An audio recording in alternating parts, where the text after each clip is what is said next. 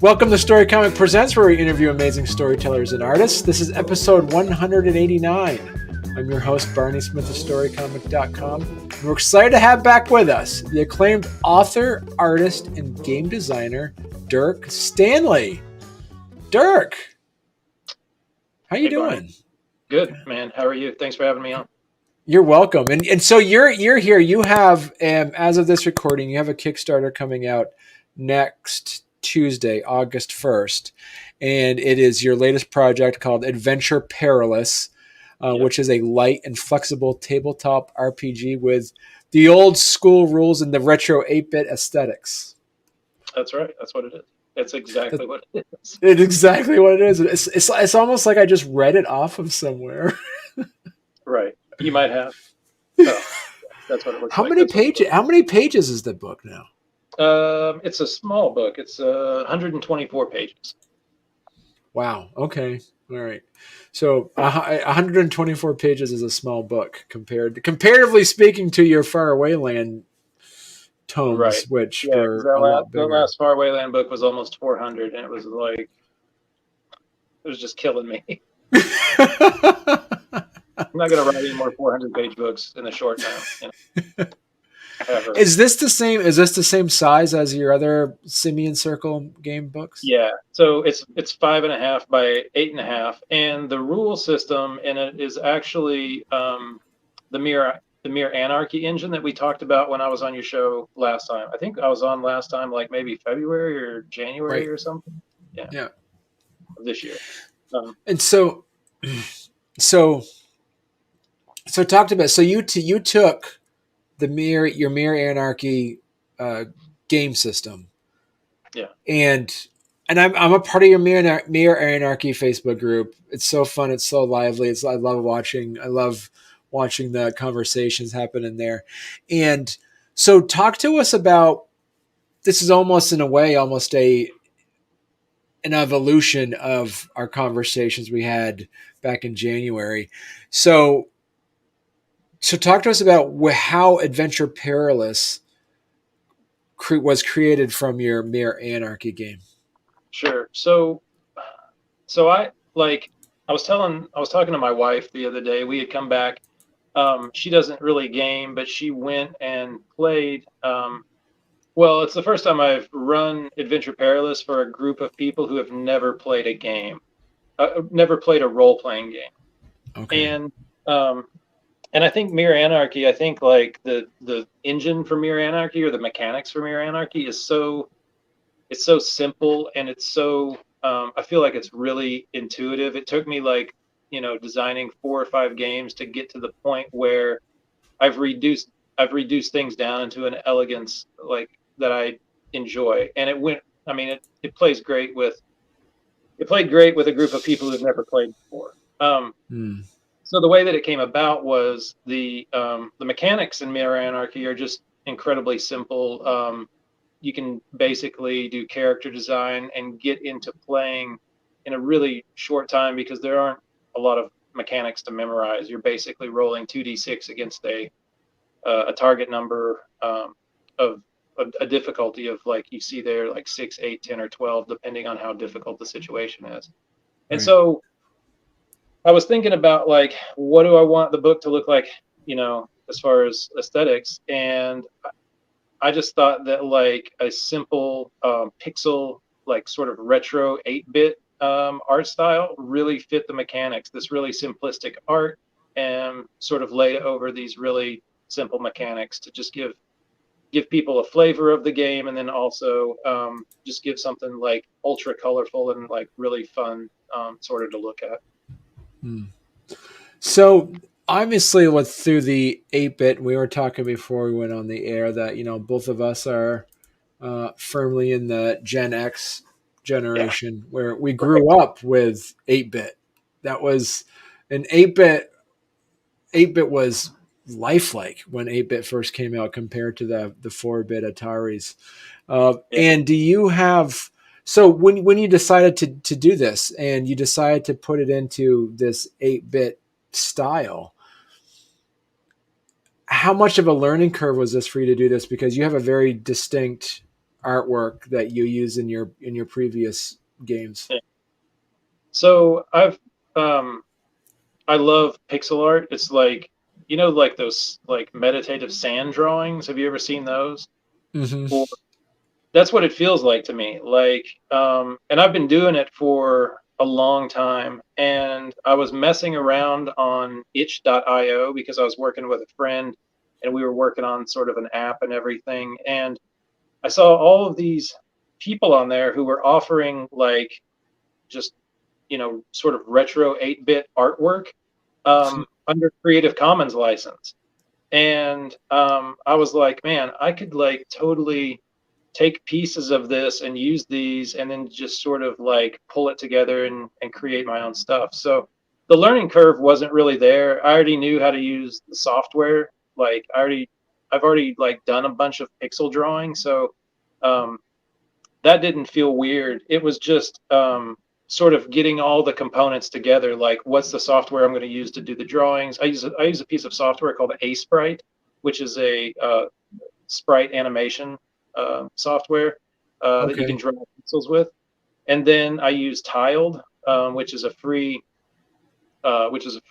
program for. Generally, people use it to lay out backgrounds for like tile maps for video games and stuff. And then I Okay. used Photoshop. So I already sort of knew all the software, and I was already sort of into doing pixel art. So it wasn't like a big leap. And I was also like, wow, I can really use some of this stuff that's already floating around out there that people have made available, and I can add my own stuff to it, and I can cut down on the time it's going to take me to do art for a 124-page book. Right. So, because this is the first time too, we're looking at your book. You have other people did the art with you as well. Right. Yeah. And so a lot of the artwork in there are components from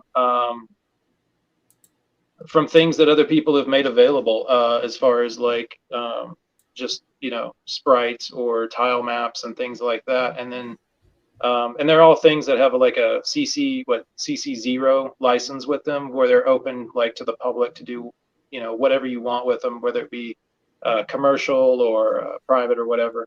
Um, so yeah, I think there's besides me, there's one, two, three, four, five. There's 11 other artists that I've used in this, and because it's all pixel art, you can't really tell that it's other artists because that 8-bit aesthetic is really sort of similar across the board. Right. So how did that work? So as you mentioned that, did you, from a point of taking that to through that Creative Commons, uh, say for instance, there's some game designers out there who say, "Hey, I'm working on this role playing game," and would you recommend them to maybe go look at some Creative Commons and then connect with some artists or find some pre-existing drawings, and then what would be the next step on there? What would be the, I guess, the business side and the etiquette of connecting with those artists? I think that so some of the art that I used in this, especially some of the character art. Now, a lot of the characters that I drew, especially for the monster section, I did those. But there's an artist called Zero X72. I'm not sure how you pronounce that name. Um, who released a lot of stuff on itch.io. And I really loved those designs, like those pieces that you were looking at on those pages, those knights were things that 0x72 uh, designed. And I thought they were just like beautiful, like little things. They really sort of inspired me. And I was like, hey, um, so if it's something that's in Creative Commons with a Creative Commons zero, I believe it's a Creative Commons zero, and it's just a lot of those licenses, you don't have to do anything. You don't have to give them attribution. You don't have to pay for the work. It's just available in the public for whatever you want to use that for. So I Okay. think and it's not just pixel art. There's all kinds of stuff out there that's public domain and Creative Commons, and some of those Creative Commons licenses have different things. Even though a lot of the artwork that I used didn't have an attribution. Everybody still gets attribution in the book, of course, because I didn't do some of those. But Right. Uh, but it's an easy way. If you're a startup, if you're a startup designer and you're not an artist and you don't have an art budget, to look for some of those things and look for some of those pieces of art and some of that, that aesthetic, if trying to get it to match what you're looking for. But there's a ton of stuff out there that's free. And like that piece there that you're looking at, like that's a piece that I did. Um, so all of the little scenes that you'll see in there are scenes that I put together. But um, it's still it's a way that like you can get like a bunch of free artwork. I still think like if you're using it, if there's somebody to like to credit, I think they should be credited. Right. I don't want to put my name on everybody else's stuff, but um, So folks that might be listening or watching this later say would be asking. They say, Dirk, you mentioned itch.io a few times. yeah, Explain to the audience what itch.io is. Yeah. it's really just this like sort of indie gaming site where people are putting out assets for. It's heavily focused on video games, indie video games, but there's Mhm. also a lot of tabletop stuff up there. They do some game jams where people will come up with sort of a theme and then build a game around that in an allotted amount of time. But the really cool thing about the site is that there's just a bunch of resources that are made available for designers. Everything from like music to art to actual game engines and stuff, and for video games. And at the same time, there's some tabletop stuff too. But it's a cool little community, and I've sort of enjoyed being there. I put some of my stuff up on there, and yeah, I like it. I like that people are creating all this stuff, and they're really like open about it and just open sourcing it and everything. So I think Right. what I'm going to do is all the people whose artwork got used, they're going to get a surprise, and I'm going to send them all. They're all going to get a copy of the book just to see their stuff in it. Most of them said, "Hey, if you use my stuff, you don't have to give me an attribution or anything, but if you let me know, that would be super cool." And so I thought, like, because I don't think the people who designed this artwork ever thought that it was going to be used for what it was used for. And I thought it Right. might be cool to show them how, like, hey, what you made sort of, transcended the medium you designed it for, or something like that. So then, I guess the natural question that those might ask, because it's an 8-bit style, and it feels like a massive instruction manual for a video game. Yeah. I'm sure I'm not the first person to ask you this. Would there be a possibility to turn this into like a mobile game? I think that, I think it would be something that would be, I would love to see something like that. It's not something that's in my skill set. Um, Okay. I don't have that, that background in programming to do it at a level where I could like put together an app or a game or something. But I think the nature of it, of course, would like lend itself to that. So yeah, I think so. I would love to see that. So if anybody's listening, they're like, "Hey, I love the way this looks. Let me know." And I'm and so totally right down. now, yeah, and so talk to us a bit about the actual formatting and creating of the book. How was this Sure. different from, say, your other projects that you worked on? Yeah. So um, when I put this together, this project took me 14 weeks. So Wow. it took me. I already had a bunch of the rules and everything written. But I expanded on Mere Anarchy, so it's not the exact same thing as Mere Anarchy. Adventure Okay. Perilous uses a bunch of expansion stuff, and there's a bunch of extra stuff that's not in Mere Anarchy. But since I already had that, it was really like sort of figuring out like how do I want this to feel? And once I decided on like, I'm going to use this pixel aesthetic. Um, Mm. then it came down to like how heavy do I want it, and I decided like I want this to feel like if you were looking at like an old, the little booklets that came with like the NES games, and Right.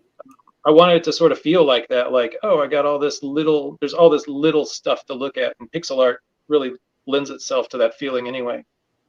um, so what I did was I basically created a whole library of artwork I went through, laid out the book, leaving places for specific artwork.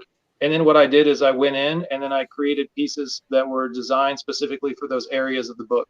That's how I laid it out. And then I dropped in like a bunch of background artwork for the different chapters. Uh, and it was pretty simple. Like the page you're looking at there for those dungeons, I basically built a tile set so that I could create like unlimited dungeon maps. And then what I did is I drew a dungeon map in the software called Tiled, and then I used the dungeon map that I drew as the background for the book. Wow. And so, did you use Adobe on this? Yeah, so it was And those three pieces of software: Sprite, Tiled, and Photoshop.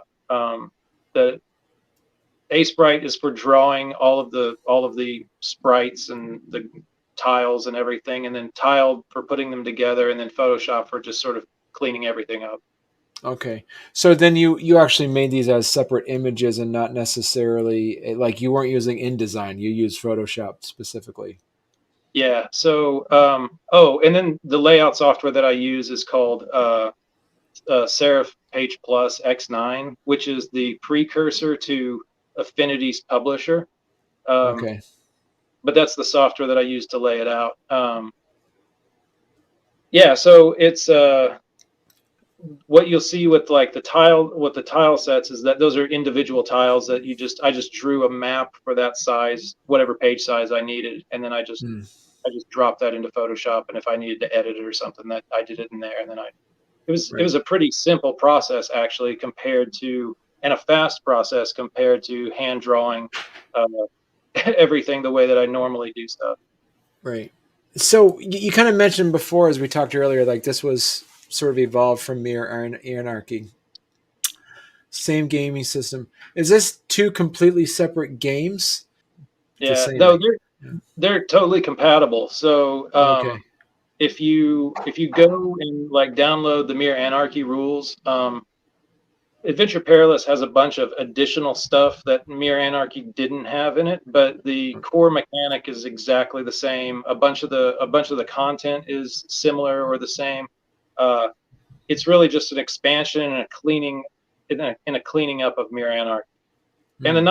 the nice thing about doing that with an existing mechanic was um, I didn't have to do like rigorous amounts of playtesting. I really only had to playtest the new stuff because Mere Anarchies was playtested. Like I playtested it to pieces. Also, a bunch of people online, like in the group and everything, they playtested it as well. So this was something that the reason I was able to put it together so fast is because I didn't have that heavy playtest period where generally like that's the big holdup for me is Hmm. like, oh, I put something together. Here's these mechanics, and then you have to run it, 4 or 5 times to see. Oh, and then you have to, if it needs adjustment, you have to fix it, and then you do another iteration of that. I didn't really have to do that with this because I'd already done that. So the expansion of the mechanics made while that took a little work, the playtest was pretty minimal. Right. So talk to us a bit about the actual gameplay. You did mention you used two six-sided die. Yeah, If you get six or above, it's easy, and then six, and then 8, 10, and 12.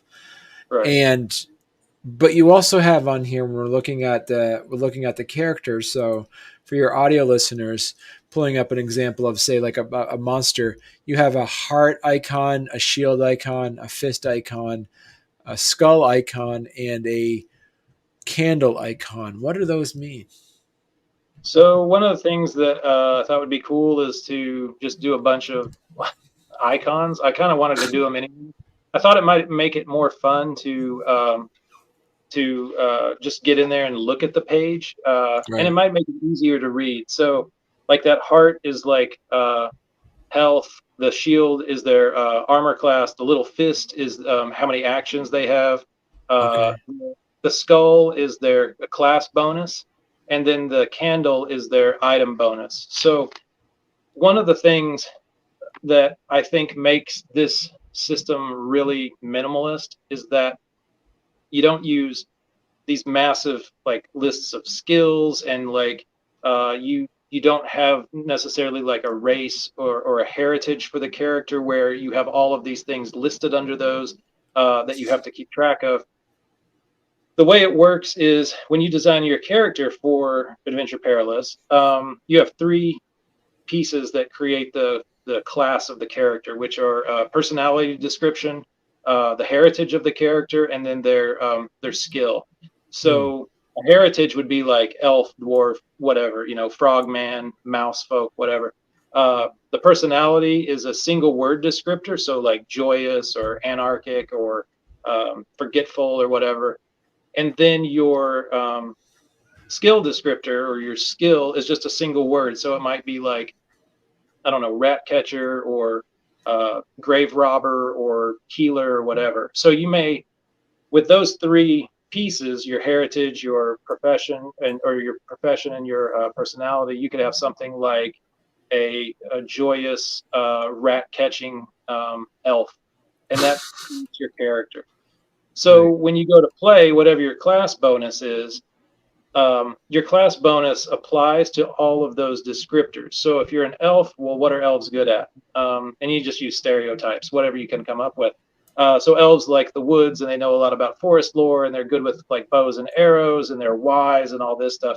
Um, and if they're a rat catcher, what are they good at? They're good at catching rats. They're good at like setting traps, maybe. So all of those things that apply to that description would give you a bonus when you're doing an action. So let's say that you're trying to, uh, discover a trap. If you're a rat catcher, maybe you say, "Hey, since I'm a rat catcher, I think I would be good at setting traps. And since I'm good at setting traps, I'm probably also good at seeing them. So maybe you get a bonus for that." Um, Hmm. so you don't have to keep these like long lists. You don't have to write all kinds of stuff down on your character sheet that you've got up there. It's really just, how do I use these three keyword descriptors to create to create my class, and then to describe my character's actions in game when Okay. I need. Yeah. So it's just a simplified system. So when we played the other night, with these three folks who had never played before. Two people were characters from the book. One person was a merfolk, and then the other person was a dwarf. And then somebody else was like, "Hey, I just want to be like a mouse folk," which isn't a heritage in the book. And I just used heritage in place of race because I thought it was more appropriate. Right. Um, so I was like, "Yeah, you can totally be a mouse folk, even though there weren't any rules for mouse folk. So what are mouse folk good at?" And then you just think about like, well, what are mice good at? They're good at like being sneaky and hiding. They probably like have an affinity for cheese. They're probably good at chewing through things, stuff like that.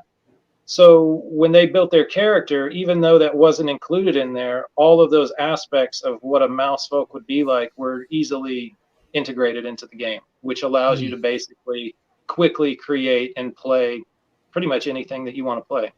Right. Now, kind of like what you had in Faraway Land. Do you actually have a if somebody wants to follow any like canonical piece? Do you actually have, in case you want to, here's the Adventure Perilous timeline or something along those lines? No, this there is no world setting for this game right now. Um, the world setting for this game is going to be a project that I'm working on, and the project is going to be the world for Adventure Perilous. I'm going to create the whole thing procedurally. So Hmm. all of the characters in the game and all of the locations and the maps, I'm working with somebody else to build just procedurally generated content for Adventure Perilous that we're going to basically allow it to run, and then we're going to go back through and clean up and use that as a way to build the foundation of the world, just as an experiment. Right. Are there any in this game specifically, Adventure Perilous? Have you put in any specific like Easter eggs or something for people who are fans of Faraway Land? Not really. It's sort of just completely standalone. One of the reasons I was working on this was because I had sort of faraway land creative burnout, and I needed like sort of a palate cleanser. So that's really why the game looks completely different. It's a much simpler rule system. Although Faraway Lands a pretty rules light system, this is a simpler rule system, and it doesn't really have any overlap. It was just a way for me to cleanse my. I think I said this back when we talked in like whenever. I said the same thing with Mere Anarchy. I'm still in palate cleansing mode because it had been like 4 or 5 years that I was only working on Faraway Land, and I just needed sort of a creative break from it. Right. So there's not any Easter eggs in here that I consciously put in. I don't know if I put something subconsciously in or not.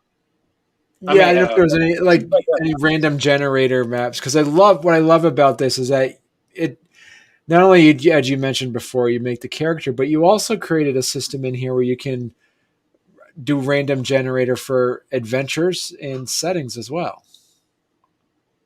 Yeah, that was part of it. Is like, how do I? Part of this was an exercise in how do you take complex systems like generating like a dungeon or generating an adventure and reducing it down into its primary components so that somebody who's not maybe experienced with that can take those foundational pieces and sort of run with it and put their own stuff on top of that. That's part of the creative exercise in doing this, was for me to do that. But it has a bunch of random generators, and it has a bunch of random map creators, random skills, random the magic system. That's how it works. It uses those keywords again, so you have like descriptors and effects. So you would have spells can be generated randomly. There's no spell list, so you can have like, I don't know, what would be like summoning hands would be a spell. So what does that mean? And then you go in and you interpret that. So when we did this test the other night with folks who had never played, somebody had like I think summoning hand. What was their anyway? One of the things they were able to do is like conjure up these giant lobster claws and like bite through bars and pull bars apart. And then the other thing was they could like summon their trident. They were a merfolk, and they were able to like summon their trident within a certain distance. And that was the two spells that they randomly rolled, and that's how they interpreted them. And it fit really good with their character, and it fit good in game. So I think for me, running games, I use a lot of randomness. I don't really run players down a hallway and say, this is what this adventure is going to be. It's really, I run things really sandboxy so that when people get in there, it's really on the fly play. Like if they're not into whatever I've sort of set up for them, like I'll roll with whatever it is that they want to do in the adventure. Right. I don't really try and like, shoehorn them into a corner or something, like mixing metaphors, but it's really, the game is really designed. So like, how do you go from not really being super prepared to randomly generating a bunch of content as you're playing? That's really what it's made for. Right. So talk to people about the character progression system on this. It's pretty simple. After you play like a certain number of sessions, you level up, and then at each level, you get some bonuses. You advance, so you may get like class bonuses or hit point bonuses or item bonuses, that sort of thing. Okay. It's a really simple system. In fact, I think that the advancement page is only like a little block like that big right there. That's how big the advancement part is. So there's also a legacy system in there. So when your character gets Okay. killed, I think character death is like awesome. I think that characters should die. I think this idea of like, oh, I've been playing a character for 10 years, to me it seems sort of boring. Whatever anybody wants to do, but there's a legacy system. So after your character dies, you can create a new character that has some sort of connection to your previous character. So you can be like, oh, this is this character's brother who's on this revenge. He wants revenge for his brother's death in this dungeon or whatever. So the advancement system and the legacy system, they sort of tangentially tie in together, but they're just really two simple little systems that add some flavor to it. So, is there any, as you mentioned before, is there any challenges that GMs might face with people trying to break the rules and try to mid max characters? Yeah, yeah. So I that when people try to max out characters, I find it really boring. My play style is like, how do we sort of sit down and engage in like a group narrative? Um, so I don't really gravitate toward like maxing out like how do I make my character super powerful? So I find that like if you have a super powerful character, like how exciting is that when you can just like lay waste to everything? It's basically like the game Doom. When you play Doom on Right. God mode, it's like you lose interest because there's nothing on the line. I think that like death needs to be on the line for narrative. So there has to be a reward, but there also has to be that looming penalty. If I make a mistake, then I'm not going to. I'm not going to get that reward. Hmm.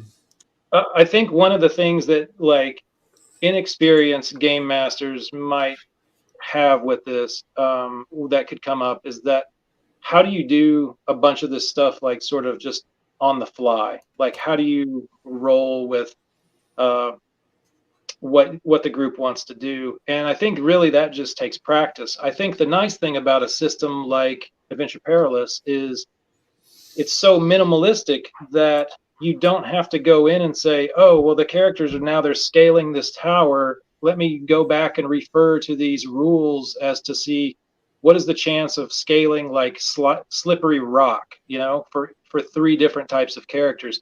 It's really Hmm. just, oh, these characters want to go and like scale the tower. I didn't even think of that. What would the difficulty be? Oh, that seems pretty hard. So everybody's going to have to roll and apply class modifiers to their 2d6 roll to see if they get a 10 or better, to see if they successfully climb the tower. Um, so I think that like for a lot of folks, creating a sandboxy feel in the game can be difficult, but I think when you have a minimalist rule system, it helps you do that because you don't have to worry about how am I going to do this. I already know the mechanic of all I need to do is set a difficulty for whatever this action is that the players want to do. Okay. So, talk to us a bit about what people can expect from the Kickstarter. So they'll be able to get a PDF, a paperback like this one, hardback like this one. Wow. Um, Okay. you'll be able to get PDF and paperback, or PDF and hardback, or you can get them separate. And I'm also going to have they'll be able to get tile sets with it too, so that they can create their own maps. Oh, Uh, cool. so the hex maps that are in the book, I don't know if you saw those, but like I'll hold them up. So the book comes with some of these like hex maps. So people will be able to get the tile sets to draw their own maps inside Tiled, and those tile sets are going to come in three different sizes. So you can draw like three different size maps, and you can do everything in like the Adventure Perilous aesthetic. Also, you'll be able to get tile sets for drawing your own dungeons in Tiled, so you can put those together. So that's going to be an additional piece that comes with the game. Okay. Wow. All right. And so what so as we say, this is launching on August 1st in this year, 2022. For Yeah. those that are listening to this later, in case those that are listening to it in the future. Um, but say somebody misses the Kickstarter and they want to buy the book, where can they pick it up? So after the Kickstarter gets fulfilled, and all the rewards are sent out, then the book will be released to the public. It'll probably be released on Drive-Through RPG, and it's also going to Okay. get released on. It'll also get released on itch.io. Okay. The PDF will get released on itch.io, but you'll be able to get like print versions on Drive-Through. Okay. All right.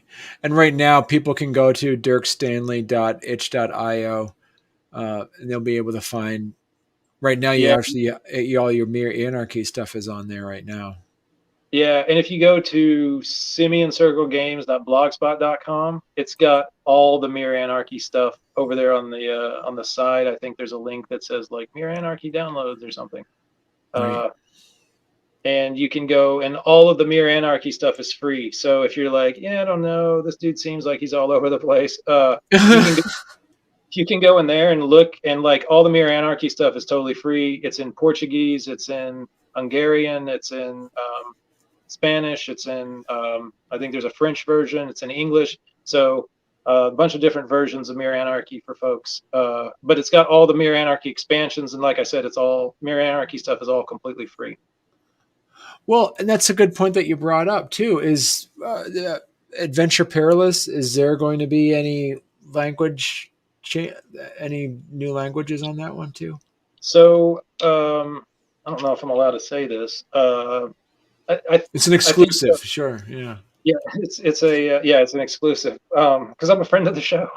Uh, it's I'm gonna try and get it in some in a couple different languages. Yeah, I'm working on some licensing agreements with some folks in Europe and then some folks in South America as well to do a Portuguese version and a Hungarian version of it as well. And what would you say is the age on this? Um, oh, you could play this. I played this with my nieces, and they ranged from like 8 till 12. I mean, it's so simple that you could play. This is totally kid friendly. So it's pretty kid friendly. There's like the artwork is kid friendly. There's nothing there's nothing in there that like kids wouldn't be able to sort of gravitate to. I think it's a really good entry level game for people who have never played RPGs, and I think the ability to like modularly add to it through the different systems in the game, I think it gives people who do have some experience some options on like making the game a bit crunchier. So Right. Good. Because that's what I love about it is that it's narrative and there is enough crunch in it because there are some numbers involved that it does give people that sense of the ability for that progression and that there are some established rules and stuff like that as well. So yeah, I love the part when we're playing, because I'm always like, if somebody, the way that I run the game is if somebody performs an action and they're successful, I ask them to narrate it, and then oh cool. if somebody performs an action and they're unsuccessful, then I narrate it as like the GM, Right. and tell them what happens. But what I found is like people love that part of the game to be like, oh, I hit him with my sword. I'm like, all right, you're successful. So tell me what you do. And then they describe it and they get super into it. And it also cuts down on my work as the person running the game because I don't have to try and come up with like constant, descriptions of like what's going on. I just let them narrate it, and then it lets them own it and paint the picture in their own head, and it seems much more. It seems much more fun for people. If people want to learn more, because you did update your website now everything is at Simian Circle Games, correct? Yeah, so all the Mere Anarchy stuff, all the Faraway Land stuff, all the upcoming Adventure Perilous stuff is all going to be at Simian Circle Games. Yeah. Simiancircle.blogspot.com. And you do have a very active group. The Mere Anarchy group is pretty active on Facebook. On Kickstarter, you'll see that Adventure Perilous role-playing game is coming out on August 1st, 2022. If you miss this, you can always go to simiancirclegames.blogspot.com to see all the latest Dirk Stanley and Simian Circle game stuff. So perfect. Well, thanks a lot, Dirk, for coming on. It's always fun chatting with you. You're always doing something, and I'm so excited to check this game out. And I'm probably going to end up trying to play it with my nieces and nephews and my kids later. So Awesome. Yeah. Thanks for having me. I appreciate it. I love coming on. Yeah, you're welcome.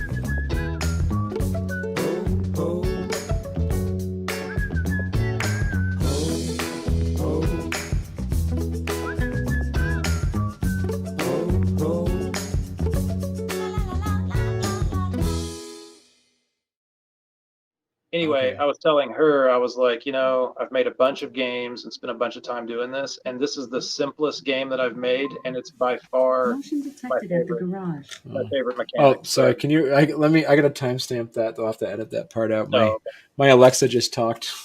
no, All right.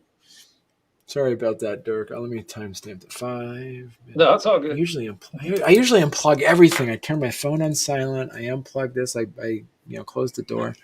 All right. So go ahead. So you're saying that this is the first time you played with other people that never